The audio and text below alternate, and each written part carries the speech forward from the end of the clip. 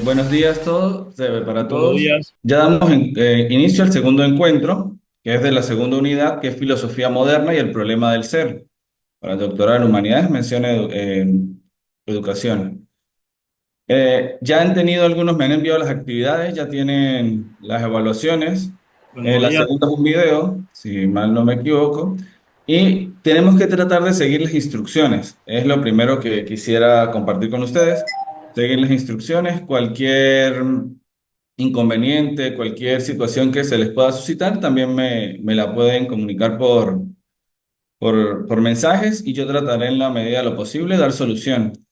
Algunos no veían las notas de la primera evaluación. Yo hablé con la ingeniero y me dice que les va a pasar un tutorial de cómo revisar las notas en cada uno de los, como una guía para que sepan cómo revisarlas. Igual si sigue el problema, me avisan y lo podemos solucionar.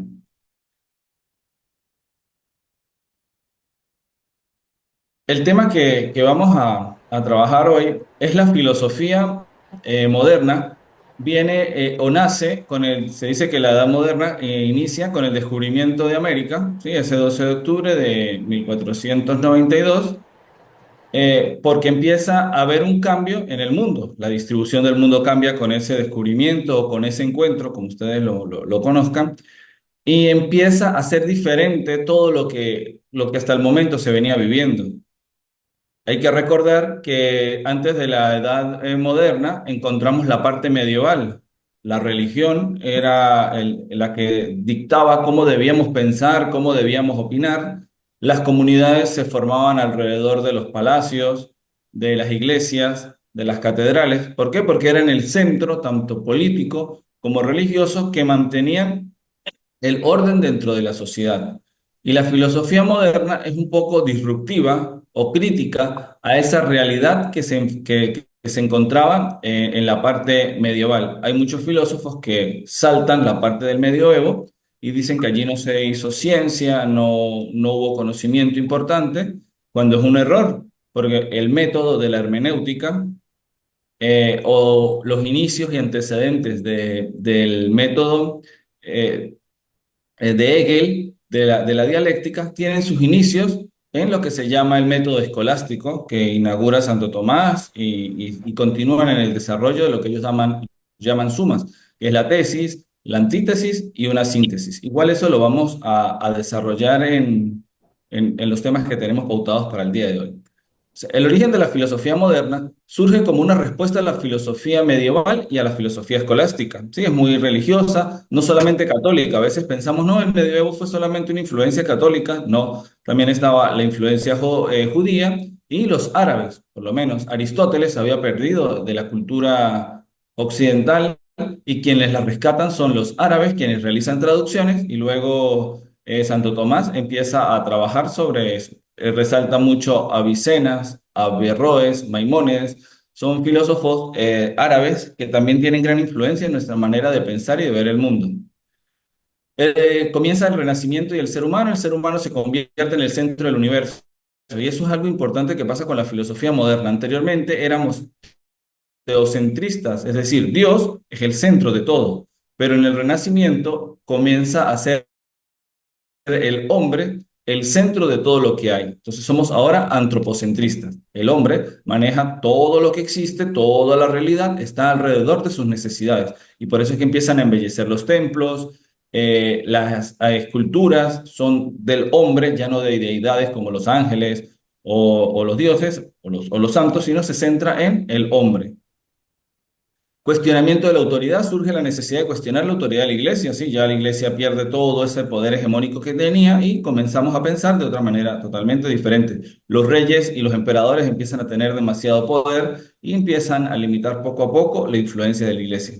Y hay dos corrientes que son fundamentales, como el racionalismo y el empirismo, que son fundamentales para desarrollar el pensamiento moderno, por actualizar el pensamiento argumentativo. Y eso es algo que la filosofía moderna y la manera que nosotros tenemos de verla desde filosofía de las ciencias es adueñarse de esa manera de pensar argumentativo. Por eso se dice que la parte religiosa no permite la argumentación. Y algo que veíamos en la primera clase, ese paso del mitos al logos que se dio para el nacimiento de la filosofía, aquí vuelve a ocurrir. se deja de lado la parte y los métodos y la estructura religiosa para empezar a argumentar y pensar, dicen ellos, de forma rigurosa. Hay preguntas críticas, se plantean cuestiones sobre la realidad, la existencia y el conocimiento.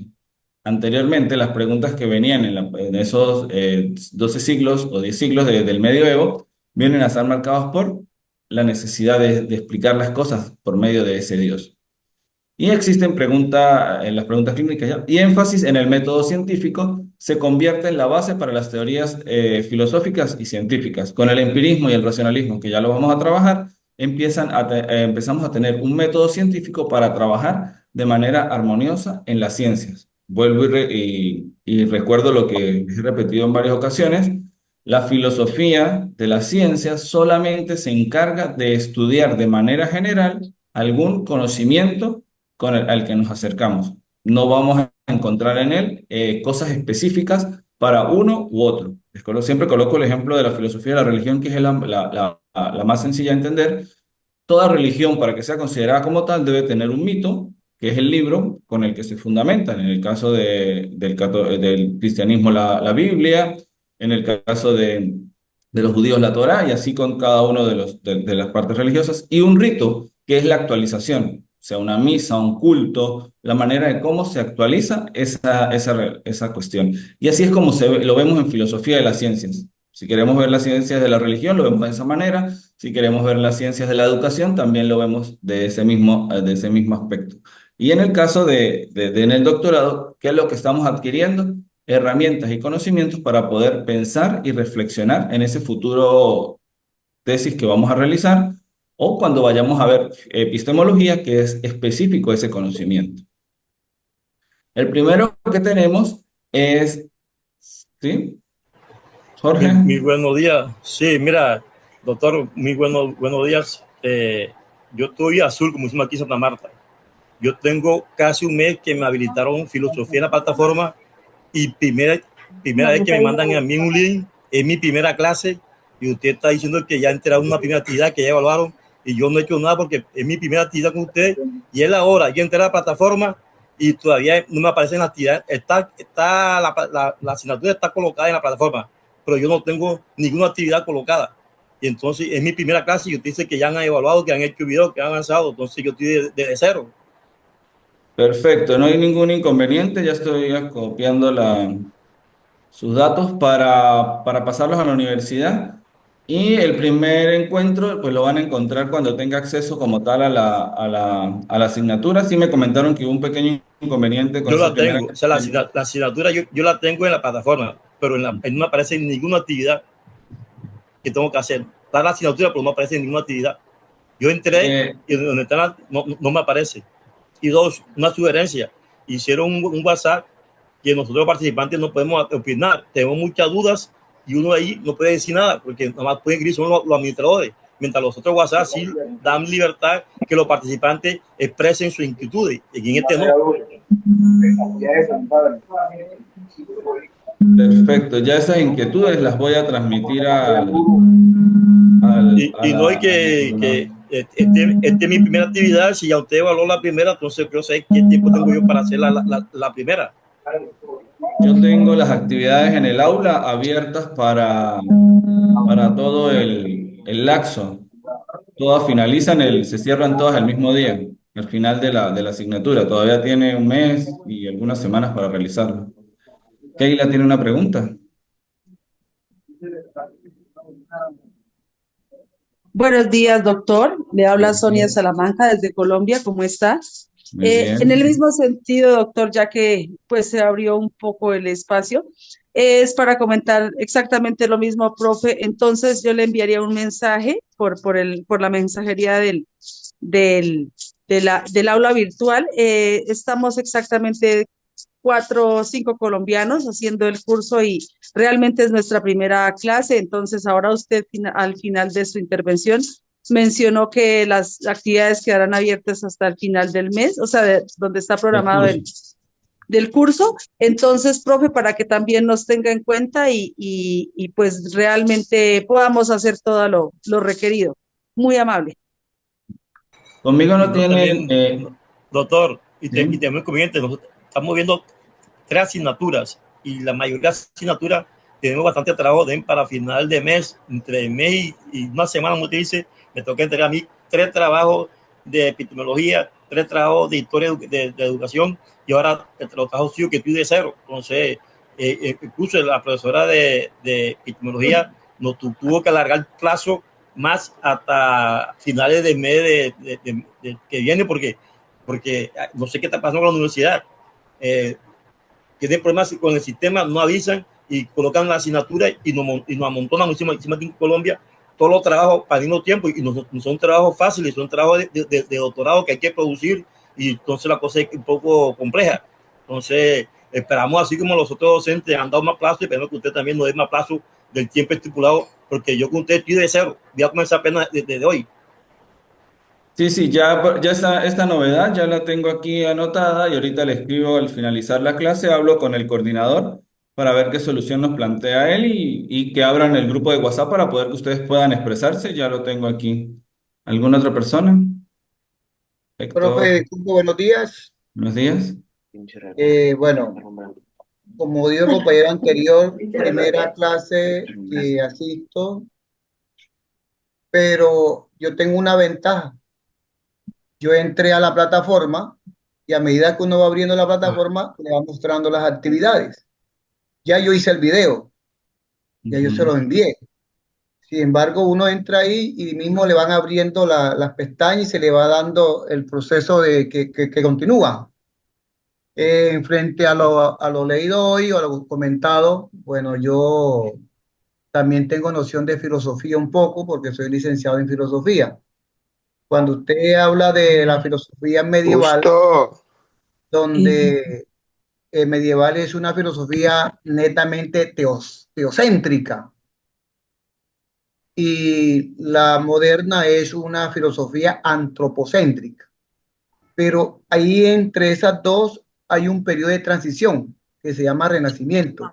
Ahí también es donde comienza a verse ya a despuntar la ciencia como racionalismo, que más tarde se va a consolidar en la filosofía moderna, en las dos escuelas, racionalismo y empirismo. Entonces, no sé si de pronto el proceso de transición ahí como Renacimiento tiene alguna influencia a nivel científico. Gracias, profe. En cuanto a la parte del Renacimiento, en el programa, como lo trabajamos en el doctorado, es esa parte de la transición como lo indica. Y la importancia que tienen allí, más que desarrollar el método científico, porque son los primeros pasos que se da como todo antecedente, es la capacidad que tienen de que existan los mecenas, es decir, esas personas que empiezan a financiar a grandes personajes de su momento para ir desarrollando los métodos que luego se consolidan. Podemos ver a Leonardo da Vinci, es uno de los grandes representantes de ese mecenazgo en Florencia. Miguel Ángel, la iglesia también realiza esos mecenajes y empiezan a tener desarrollos del conocimiento que ya no solamente se centran en la parte religiosa, sino empiezan a tener esa fortaleza para hablar porque ya no se sienten perseguidos. Y esa es la primera gran influencia que tenemos en el Renacimiento. Luego ya comienza lo que es el racionalismo o es la corriente que nosotros en Occidente asumimos como el primer gran pensamiento de la Edad Moderna. Y está con René Descartes, que se considera para muchos que es el padre del pensamiento moderno. Y él viene a realizar su enfoque sistemático de la filosofía moderna. Ya empieza a hablarse de una filosofía que es sistemática, es decir, tiene un método establecido con el que se pasa por todas las categorías. Anteriormente, cada uno tenía su manera de pensar y lo iba adaptando a las circunstancias. Por lo menos, Santo Tomás, en la parte medieval, cristianiza el pensamiento de Aristóteles y San Agustín sistematiza el platonismo o neoplatonismo para la visión religiosa del cristianismo. Y eso viene dándose según las vivencias que ellos van teniendo. Ya con la parte moderna empiezan a establecer un método por el que todas las categorías deben pasar si queremos que sea denominado o entendido como un saber o como una ciencia. llegando a extremos también radicales, lo vamos a ver con el positivismo, de que todo lo que no se ha medido, pues no tiene trascendencia. Y eso es lo que empezamos a ver con el racionalismo. Y plantea un método que es la duda metódica. No es dudar por dudar o dudar por realizar cuestionamientos de llevar la contraria a la manera de pensar de las personas, sino que es un camino hacia la certeza. Es decir, yo dudo y en cuanto dudo, voy encontrando principios que me van demostrando que la realidad existe o que no existe, que lo que yo pienso es correcto o no es correcto. Luego eso tiene su influencia cuando veamos el próximo encuentro con el falsacionismo, que es la manera de que toda ciencia que se mantenga ante las falsedades es la que es realmente verdadera. Y esto es entendido ya como una herramienta del conocimiento, que es lo que les indicaba hace un momento. Ya no se ve el conocimiento como algo que se puede adaptar, sino que el método es el que nos va a permitir establecer lo que es realmente un conocimiento objetivo que podemos constatar o solamente una opinión. Tiene impacto en las matemáticas y en la ciencia. Por eso el racionalismo, los que vayan a realizar investigaciones desde el paradigma positivista, van a ser muy racionalistas. Su manera de pensar va a ser muy deductivo. El conocimiento verdadero y la razón. Descartes argumenta que el verdadero conocimiento proviene de la razón y no de los sentidos. Él solamente se centra en la parte de deducir todas las realidades que no se encuentran cercanas a lo que venga producto de nuestra razón, no tiene mayor trascendencia para este desarrollo del pensamiento. ¿Por qué? Porque él dice de que existen unas categorías que nosotros debemos pasar para poder que ese conocimiento lo podamos ir concluyendo o llegando. Y esa es la duda. Tiene un modelo de conocimiento que establece que prioriza la razón como vía principal para alcanzar el conocimiento. Por eso es que es racionalismo. La razón es lo principal para entender lo que es el conocimiento, dejando de lado las experiencias vitales que se van teniendo. No que las rechaza del todo, porque a veces eso es un error de que él rechaza todo el conocimiento que sea de la experiencia, sino que no, las experiencias no pueden pasar por esas categorías de duda. ¿Por qué? Porque las experiencias son subjetivas. Para nosotros puede ser de una manera, lo podemos sentir de otra manera, y otra persona lo siente diferente. Y tiene una gran frase que me imagino que todos la habrán escuchado en algún momento, el cogito ergo sum. Pienso, luego existo. Si yo pienso, es porque estoy existiendo. Y es un poco centrado en que el conocimiento es la base para poder existir y poder sentirnos que estamos en relación con todo lo que está. En el momento en el que yo dejo de pensar, dejo de existir. Puedo vivir, pero vivir y existir son dos términos o dos categorías totalmente diferentes. Y aquí nos adelantamos un poco, contraste con el empirismo, el racionalismo de Descartes se opone al empirismo, que valora la experiencia directa, es decir, todo lo que está con lo que yo me encuentro al día a día.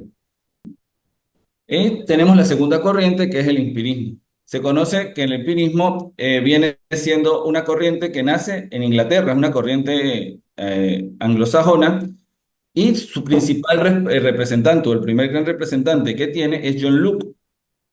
Locke es fundamental en el empirismo porque postula que el conocimiento proviene de la experiencia sensorial. Es todo lo contrario. El conocimiento realmente es lo que yo toco, siento, veo y me relaciono con él. Esto es muy relacionado a las ciencias que van al campo, que van a encontrar la realidad, que quieren encontrar el objeto de estudio en la realidad y desde allí empezar a realizar sus especulaciones hasta llegar a las conclusiones. Es un proceso inductivo, es decir, va de lo que yo voy sintiendo hasta poder desarrollar las ideas en el sistema racional.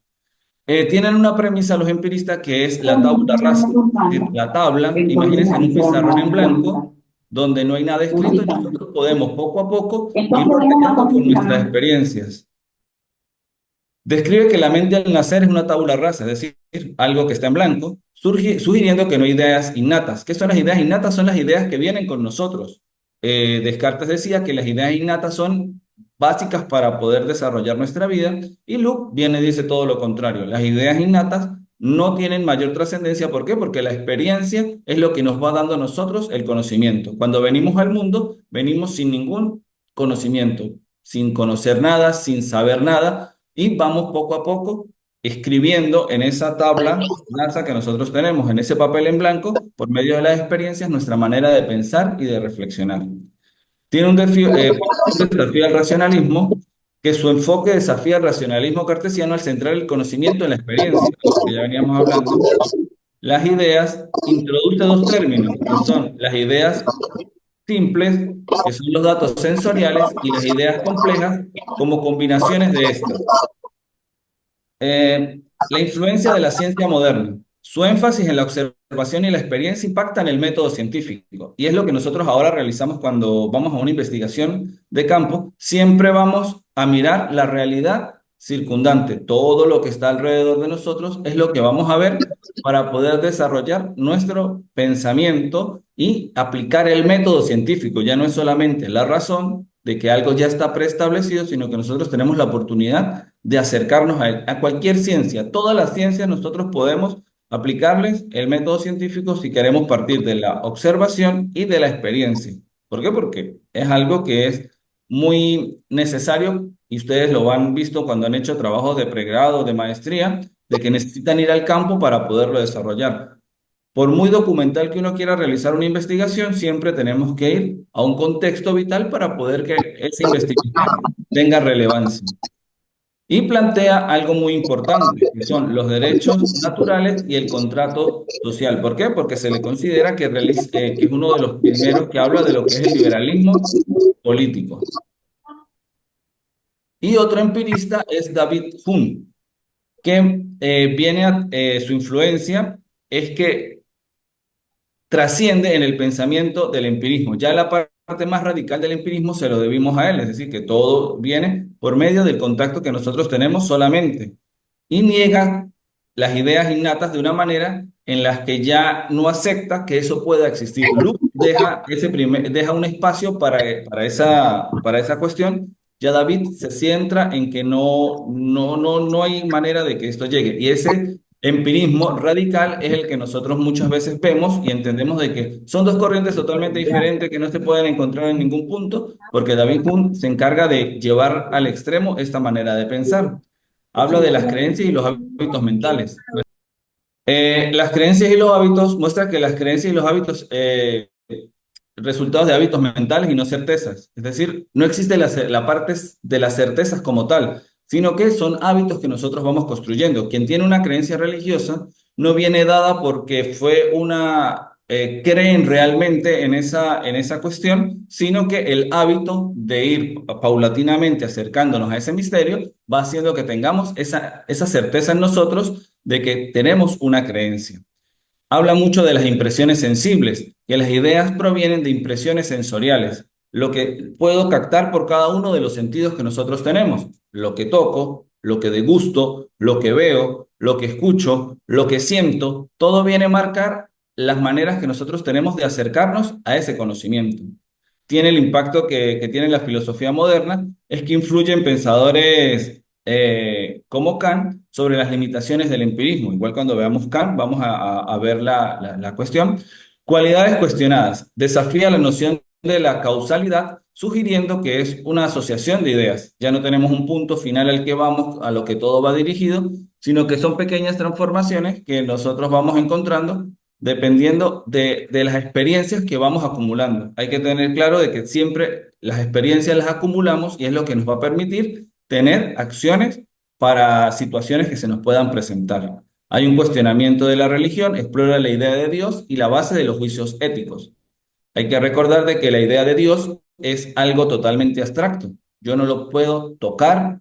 A muchas personas lo sienten en su corazón, en su vida, en algunas maneras lo manifiestan, pero no es algo que puede ser fáctico, que lo podamos agarrar y llevar y decir, ah, mire, aquí está la presencia de Dios. Muchos dicen que en la naturaleza y demás, pero si lo queremos llevar a la parte racional, en cuanto al empirismo, no lo pueden agarrar. ¿Y qué es el primer principio del, del empirismo? Que todo lo que podemos constatar es lo que viene por los sentidos. Entonces, por eso es un cuestionamiento que realiza la parte religiosa. La naturaleza del conocimiento sostiene que no podemos conocer la naturaleza real del mundo. ¿Por qué? Porque trasciende más allá de lo que nosotros podemos alcanzar por medio de los sentidos. Y en el escepticismo, su enfoque escéptico invita a cuestionar nuestras suposiciones sobre el conocimiento.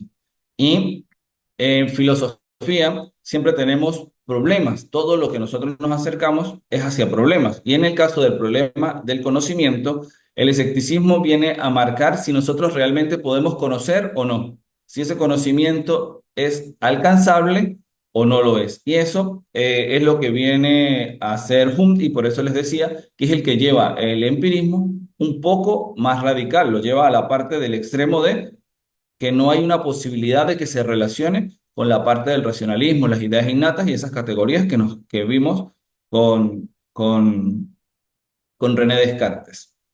Tenemos otra corriente que es importante dentro de la filosofía moderna y también dentro del conocimiento, que es el idealismo de Hegel y su dialéctica. ¿Por qué? Porque gracias al método de Hegel se empezaron a transformar las maneras de hacer ciencia, y esa ciencia ya no solamente pensada para satisfacer una necesidad del momento, sino que tenga principios para poder discutir con otras personas. Ustedes van a realizar, para tenerlo de manera general, ustedes van a realizar una tesis doctoral. Lo que hemos realizado hasta el momento, los que no tengan estudios doctorales, han sido trabajos de investigación, que los mal llamamos tesis. Pero ¿por qué no son unas tesis? Porque nosotros no legamos nada al conocimiento, nada nuevo. Podemos hacer unos lineamientos, un enfoque, acercarnos a una realidad, producir un análisis, pero no estamos creando nada nuevo. Cuando se realiza una tesis, viene a ser un cúmulo de conocimientos con unas bases para que otras personas vengan y discutan sobre ella o vengan y apoyen ese pensamiento. Y el método dialéctico se basa en eso. Existe una tesis, por lo menos, algo sencillo. Los caballos tienen cuatro patas, es la tesis. Pero Pedro Pérez quiere contrarrestar eso y formula lo que se llama una antítesis. Es decir, yo le voy a llevar la contraria a ese planteamiento y digo que los caballos son los que tienen cuatro patas, pero también una cabeza. Y empieza a haber un choque dialéctico, es decir, entre ideas, y se va a producir una síntesis. Esa síntesis va a ser el resultado de que, supongamos que el caballo sí tiene las cuatro patas, tiene la cabeza, pero también tiene una cola. Y esa es la síntesis a la que se llega. Y esa es la conclusión de ese estudio. Y esa fue la conclusión que llegó Pedro Pérez. Pero luego Juan quiere realizar un planteamiento contrario a esa síntesis que se llegó. Entonces esa síntesis se vuelve a convertir en una tesis para comenzar el proceso. Y por eso cuando nosotros hacemos la tesis tenemos que tener mucho cuidado de desarrollar bien los argumentos y los postulados, por si alguien se quiere acercar a nuestro estudio, sea para contradecirlo o para apoyarlo, ese argumento se sostenga en, en cuanto a la parte teórica, pero también en cuanto a la parte práctica.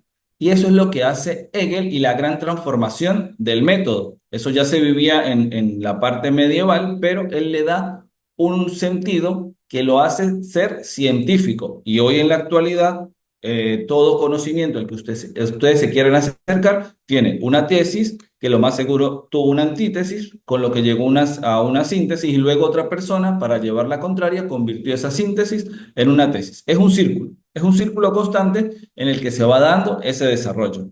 ¿Y por qué se los indico? Porque ustedes van a realizar una tesis y el día de mañana no sabemos quién tenga acceso a esa tesis y nos quiere utilizar como un antecedente, nomás dentro de la investigación como muchas veces hacemos nosotros, o quiere tomar nuestro postulado y contrastarlo. ¿Por qué? Porque nos cae mal la persona, porque nos cae mal esa idea o por nuestro afán real de investigar. Tenemos muchas maneras de que una tesis se convierta en antítesis para otra persona. Y eso se lo debemos a Hegel. Y tanto así que el proceso de pensamiento, que lo vamos a ver ahorita más adelante, del marxismo, nace de esta idea, de esta forma metodológica. Es decir, es algo que lo tenemos en nuestra sociedad, no solamente en la parte académica, sino también en la parte social, política y económica por la trascendencia que tiene. Hegel plantea que la realidad última es la idea o espíritu absoluto que se manifiesta a través de la historia y la cultura, y que todo lo real es racional y viceversa, es decir, todo lo racional es real. La forma que él tiene es de llegar a las partes absolutas de las cosas. Por eso su método es tan específico. Tengo una tesis que la enfrento a otra y llego a una síntesis. Y esa síntesis es lo que se denomina como lo real, a lo que llega a la parte absoluta del conocimiento. ¿Qué es el proceso dialéctico? La realidad se desarrolla a través de un proceso dialéctico entre tesis, antítesis y síntesis. Y así es la vida natural, si vamos a la naturaleza como tal, siempre hay las cadenas de uno se come al otro, el otro se come al otro y así mantienen un equilibrio. Y él lo toma de allí y dice, si eso pasa en la parte natural, ¿por qué no va a pasar en la manera que nosotros tenemos de pensar? Tenemos la fenomenología del espíritu, que es por algo que se le reconoce dentro de la filosofía aplicada. En su obra, Hegel explora el desarrollo de la conciencia humana desde la percepción hasta la autoconciencia. Es uno de los primeros que no solamente centra su conocimiento en adquirirlo, sino en que yo tenga el conocimiento o que yo me dé cuenta de que tengo ese conocimiento para poder desarrollar y poder vivir dentro de ese contexto. Y aquí plantea que hay una superación de la dicotomía realismo-idealismo, argumentando que la realidad no es simplemente una colección de objetos materiales, sino una manifestación de la idea. No es solamente quedarnos en la parte material, como nos decían los empiristas, del contacto con la realidad, sino que también hay una manera de pensar, de aguardar esa manera de encontrar el conocimiento. Hegel, más que estar a favor del racionalismo o del empirismo, trata de establecerse en un punto medio, donde él ve ambas corrientes y va tomando lo que le sirve de cada una de ellas. Hace el intento, para muchas personas dice que lo logra, para otros dice que se vuelve muy racionalista y es la manera en cómo se va viendo, pero es el primero que trata de pararse en el medio y decir, ojo, si yo pienso cosas que no están en la realidad, porque esas no son reales, pero también hay muchas cosas que están en la realidad que no deberían ser así o que no son así, ¿porque yo debo quedarme solamente con esa percepción? Y es lo que él va marcando, tratando de unificarlo y en su método, si lo analizamos un poco más, trata de que suceda esa situación. La importancia del Estado, él dice que el Estado es la forma más alta de organización social, ya que permite la realización de la libertad y la razón. Y es algo importante que viene muy signado por el pensamiento inglés en el que se estaba buscando la libertad, la igualdad y que se tuvieran todos esos principios dentro del Parlamento para la sociedad, porque era una manera de entender diferente lo que se estaba viendo y él lo capta para plantearlo en Alemania, para desarrollar esas ideas que son los primeros indicios para que haya luego una revolución donde el pensamiento, el hombre, la razón, sean los que tengan que vivir dentro del Estado, como lo tenemos hoy, una constitución que sea marcada por la libertad, por la igualdad, por la fraternidad, como los principios de la Revolución Francesa, empiezan a tener sus antecedentes en cada uno de estos pensadores desde el punto en el que ellos se van realizando. ¿Y por qué es importante saber la organización social? Por eso, porque lo que él trataba de que el pensamiento no sea solamente racional o solamente empírico, un ejemplo de racionalidad y de empirismo es la organización de un Estado. Tenemos unas leyes que no las podemos palpar, pero si no las cumplimos, podemos sufrir las consecuencias y también tenemos la parte del uso y las costumbres que nosotros vamos dando a cada una de estas cuestiones. Y la filosofía como conocimiento de la verdad, él plantea que la filosofía es la ciencia de la verdad, que busca comprender la idea absoluta en su totalidad, en esa búsqueda que tiene insaciable de llegar al conocimiento. Y tenemos otra de las corrientes, el marxismo, que no lo alega Karl Marx. ¿Qué pasa con el marxismo? En los contextos latinoamericanos tenemos la idea de que el marxismo es eso que nos han ido vendiendo ciertos ideólogos políticos y no es así. Aunque tenga en su esencia muchas ideas y muchos planteamientos, el marxismo que propone Marx es algo que no se puede llevar a la práctica. ¿Por qué? Porque es una utopía. Si quieren pueden revisar, Tomás Moro tiene un libro que se llama La Utopía, Y en ese pensamiento que va marcando Tomás Moro en la utopía es de lo que rescata Marx para desarrollar lo que se denomina el capital. Ojo, y eso fue en estos días, lo escuché como chiste, no sé si habrá llegado a la realidad, que alguien decía, tan contradictoria es la vida que Marx, que fue el que creó el capitalismo, viene y discute esas ideas con el socialismo. Y no es así. La obra del Capital no tiene nada que ver con el capitalismo que conocemos en la actualidad. Entonces hay que tener un poco de cuidado a veces con las terminologías, como la podemos utilizar. No sé si eso lo dijeron como un chiste, como una broma, o fue algo que ocurrió. Y si fue algo que ocurrió, pues es algo un poquito complicado en cuanto a errores de contenido. Entonces, algunos de ustedes cuando hablen de que Marx tiene una obra que se habla del que se denomina el capital, no es que él sea el padre del capitalismo, ni mucho menos. Pero el marxismo, cuando lo vamos a estudiar, tenemos que quitarnos todas esas taras con las que nos han ido rodeando en Latinoamérica.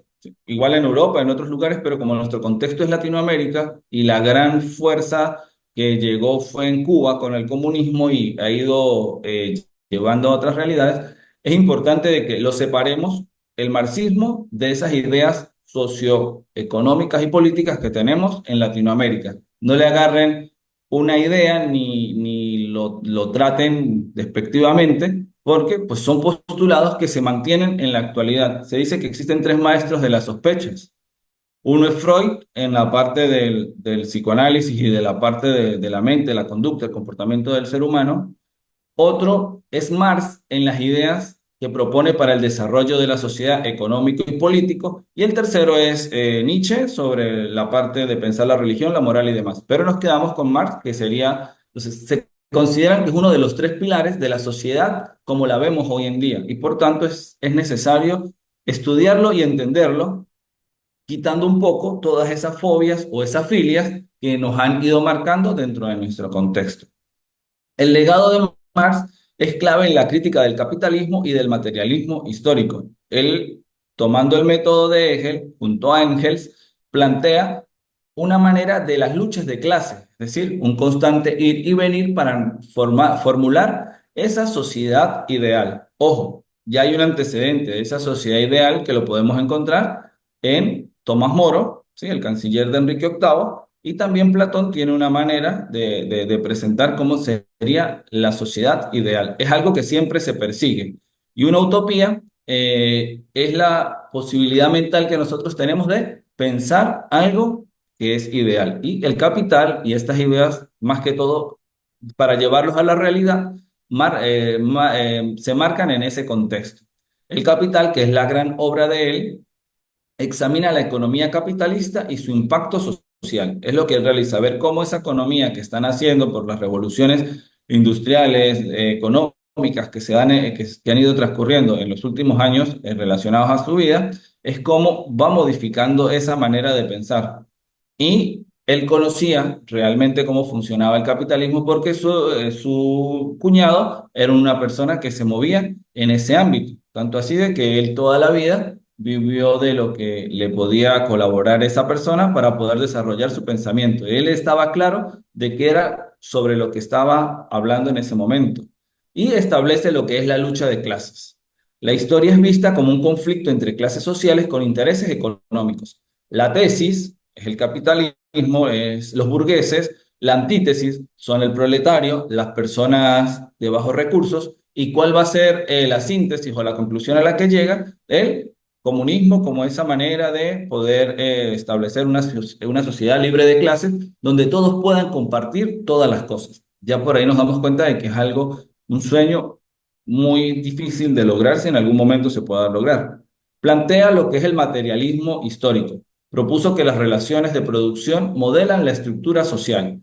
Todo es productivo para él, todo es la manera que tengamos de producir, cómo se desarrolla esa producción, cómo influye esa producción en mi vida y si yo soy de los que soy el dueño de la empresa, pues la producción me va dando riqueza y un estatus social. Si yo soy un empleado de esa empresa, voy a ser utilizado como una máquina que va a hacer riqueza para otros y yo voy a seguir viviendo en la pobreza cada vez más hacia abajo. ¿Por qué? Porque así es como él plantea o ve la realidad contextual de su época, que no ha cambiado mucho hoy en día con todos los avances que tenemos, pero es lo que él plantea y por eso es que él piensa esa manera de que ese materialismo histórico es algo que siempre ha pasado. Todo lo que nos mueve va a ser la fuerza de producción que nosotros podamos tener dentro de la sociedad. Y así influye en la política, así influye en la parte ética y o en la parte moral dentro de las sociedades en las que estamos viviendo. Y plantea un término que es la alienación, que es experimentada por el trabajador en el sistema capitalista, donde se ve separado de su trabajo, de los productos de su trabajo y de sí mismo. Cuando uno lo alienan es cuando uno le quitan la posibilidad de disfrutar de algo. ¿Y de qué es lo que, qué es lo que pierde esa persona, este trabajador en el sistema capitalismo? De su trabajo. Él trabaja, pero no tiene los frutos de ese trabajo. ¿Por qué? Porque si hago algo que cuesta a la venta $10, pero la producción es solamente uno, esa diferencia del 1 al 10, yo no me beneficio de nada. Y eso es lo que él maneja de que mi trabajo no es valorado como debería ser. Es decir, si eso termina valiendo 10 pues si yo soy el que lo hago, yo debería ganar 6 7 8 y el dueño de la empresa ganaría la diferencia. Es la manera como él lo establece. Y aquí donde viene la parte un poquito intrincada del pensamiento es lo del socialismo y el comunismo. Propone la superación del capitalismo a través de una revolución que establezca un sistema socialista y eventualmente un sistema comunista donde no haya propiedad privada ni clases sociales. Y su manera de pensar, de reflexionar y de hacer sociología o de hacer pensamiento dentro del estudio que nosotros estamos haciendo es que esa idea que él tiene va a evolucionar. Por eso utilizar socialismo y comunismo como sinónimos es un error. Y por eso hago un poquito de hincapié en esto, porque estamos estudiando el doctorado y no sabemos si nos vamos por la parte sociológica o la parte antropológica, siempre vamos a tener que tocar esto porque nuestra realidad y nuestro contexto nos invita a ir hacia esto. Socialista es el primer paso donde las clases empiezan a integrarse, a ir formulando, desarrollando su pensamiento, rompiendo el paradigma capitalista, donde las cosas van empezando a compartirse poco a poco para llegar a ese sueño ideal que es el comunismo, que es la gran comuna, donde todos vamos a vivir, vamos a disfrutar de todos los beneficios, vamos a trabajar, nos vamos a esforzar y vamos a lograr grandes cosas por mí y por todo el entorno en el que está. Si yo necesito arroz y yo no produzco arroz, pues yo tengo carnes, verduras y demás, y voy y cambio y me dan lo que yo necesito, yo doy lo que el otro necesita, y no hay nadie que dirija esa sociedad. Si lo analizamos, es algo que es muy difícil, porque hasta en nuestras casas colocamos una jerarquía. Papá, mamá, o si están los abuelos, papá, mamá. Luego, cuando no está ninguno de ellos, ¿quién tiene? El hermano mayor o el hermano más responsable, que por lo general siempre es una hermana, que es más responsable así el hermano mayor sea un hombre, y tenemos una jerarquía que nosotros vamos estableciendo. Vamos a una escuela y cuando nosotros éramos estudiantes teníamos nuestros profesores, pero teníamos también el profesor que le teníamos más miedo. ¿Por qué? Porque había esa jerarquización que se va estableciendo dentro de la sociedad. Entonces, por eso esa idea como desarrollo de un pensamiento, como la búsqueda de un ser ideal, como aplicación de un método, porque el método en el capital está bien realizado, es genial para estudiarlo, pero como una realidad que podamos palpar en nuestra sociedad, creo que todavía no estamos diseñados para nosotros romper primero las jerarquías y luego todo eso. Y en el mismo conocimiento nosotros tenemos jerarquías, sin irnos muy lejos. Hay unos que dicen, lo mío es los números, no, lo mío son las letras. Y vamos realizando esas jerarquizaciones que es parte de lo que nosotros formamos y vamos desarrollando en nuestro conocimiento. Y un punto importante dentro de la filosofía moderna lo alcanza Kant. ¿Sí? Se conoce como uno de los grandes pensadores alemanes, pero también desarrollo que él realiza con la propuesta del criticismo. Y hay que estar claros de Profe que Luis, de criticismo no es que vamos a criticar a la vecina o al vecino por X manera, sino que es una manera argumentativa de desarrollar ideas para poder postular conocimientos que se mantengan en la realidad. Un ejemplo Doctor de Luis, esto, y es tan importante que la Ley Orgánica de Educación venezolana nos plantea en uno de sus fines que la educación debe ser basada en un pensamiento crítico, abstracto, por la matemática, la lógica, la filosofía, y también en la Ley Orgánica colombiana plantea de que el pensamiento crítico es fundamental para desarrollar el proceso que tienen nuestros estudiantes. Entonces, es algo que es bastante vital o que vemos como vital dentro de nuestro desarrollo. Ahora, Kant en la filosofía moderna es fundamental por su crítica al conocimiento. Él empieza a realizar ya que este conocimiento al que hemos llegado no lo podemos seguir sumando, sin hacerle una pequeña crítica para ver realmente qué conocimientos merecen el valor de ser estudiados y cuáles no. Por supuesto, ahora nosotros en la actualidad entendemos de que todo conocimiento es importante estudiarlo para tener las bases. No todo debe ser compartido, ni todo debe ser aceptado, pero podemos estudiarlo para ver en qué se equivocaron o en qué deberíamos mejorar nosotros en la actualidad. Plantea las categorías a priori, es decir, lo que está antes, ¿sí? Y dice que son conceptos puros del entendimiento que se adquieren independientemente de la experiencia, muy parecido a las ideas innatas. Es algo que nosotros tenemos y que no importa las experiencias que nosotros desarrollemos, es algo que nosotros vamos construyendo. Se plantea mucho la parte de los valores, valores religiosos, valores morales, que nosotros los vamos aprendiendo, igual que los estéticos. A mí puede ser que me guste el color blanco y yo no entiendo por qué, pero es algo que me llama la atención, me da tranquilidad, me relaja y demás, o me gusta mucho el negro, me gusta mucho el rojo, son cosas que vienen con nosotros, son valores que están preconcebidos en nuestra manera de pensar, que por lo general es lo que vamos adquiriendo con el roce con la sociedad, pero él los veía que eran independientes de la experiencia. La moralidad y la ética. Sugiere que la moralidad debe basarse en principios racionales. ¿Por qué? Porque la razón realiza una serie de pasos para poder decir si algo es verdadero o algo es falso. Mientras que las experiencias es, me gustó hoy algo y me relaciono con eso que me gustó. Mañana no me gustó y puedo ser cambiante en cuanto a las experiencias. Crítica de la razón pura. Establece los límites del conocimiento humano. Dice que nuestro conocimiento llega hasta ciertos puntos. ¿Por qué? Porque él no niega, aunque no lo acepte de manera directa, tampoco niega de que hayan ideas que trasciendan nuestro conocimiento.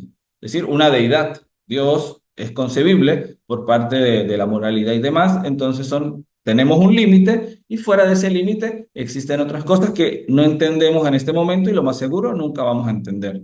Mundo fenoménico versus el noumenal. Distingue entre el mundo que percibimos, es decir, de los fenómenos, y la realidad en sí misma. Es muy pensado como ese mundo de las ideas platónico, ¿sí? Ustedes en la línea del tiempo han ido plasmando, en el que existen dos mundos, en el que uno es la idea como tal y en el otro es las experiencias que nosotros vamos teniendo y a las que nos vamos encontrando. Y en la filosofía de las ciencias es importante siempre tener clara esa dualidad. Existe el fenómeno, pero también la forma como yo me puedo acercar a ese fenómeno, a esa realidad, a esa idea que yo estoy estudiando. Y pues debemos ser flexibles al momento de entrar en contacto con ella. ¿Por qué? Porque si yo digo que en esta empresa hay un mal control y todo es perfecto, todo es bien ordenado, pues yo ya no puedo hacer mi investigación sobre ese tema. Por más de que yo quiera hacer ese tema, debo cambiar el enfoque. Aquí el problema es el personal y dejo la parte administrativa y me tengo que ir a ese personal o buscar una realidad que satisfaga lo que yo estoy pensando. Entonces es importante esa dualidad en la manera de hacer conocimiento, en la manera de la filosofía de las ciencias, para entender de manera general cada uno de los conocimientos a los que nos vamos acercando. La influencia de Kant es enseñar a pensar por sí mismo y a rechazar los dogmas de todo tipo, que destruyen la razón y someten el libre pensamiento a ideas fijas. Nuestro pensamiento y nuestro conocimiento siempre va a mutar, es decir, va cambiando. Puede ser que cuando nosotros somos más jóvenes, somos más rebeldes y podemos coquetear con ciertas ideas políticas, religiosas, sociales.